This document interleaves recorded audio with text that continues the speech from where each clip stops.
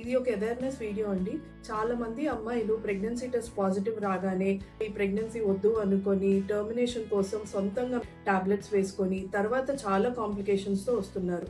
ఒకవేళ pregnancy test positive వచ్చింది, so first మీ gynaecologist ని వచ్చి కలవాల్సి ఉంటుంది.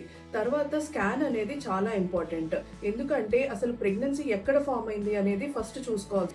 ప్రెగ్నెన్సీ అనేది గర్భసంచిలో కాకుండా పక్కన ట్యూబ్స్ లో కానీ ఇంకెక్కడైనా కూడా ఫామ్ అయ్యే ఛాన్స్ అయితే ఉంటుంది. రీసెంట్ గా చాలా కేసెస్ అయితే చూస్తున్నాము.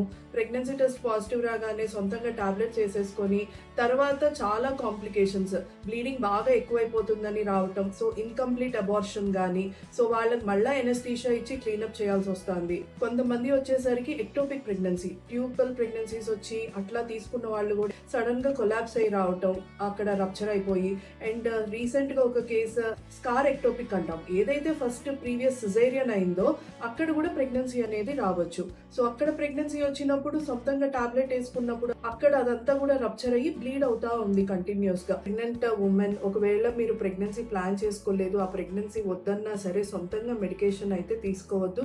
ఫస్ట్ మీ గైనకాలజిస్ట్ ని కలిసి స్కాన్ అనేది చూసి ప్రెగ్నెన్సీ ఎక్కడ ఫామ్ అయింది, దాన్ని బట్టి ఎంత డోస్ వేసుకోవాలి అనేది మీ గైనకాలజిస్ట్ అయితే రికమెండ్ చేస్తారు. So please be aware before taking any medication for termination.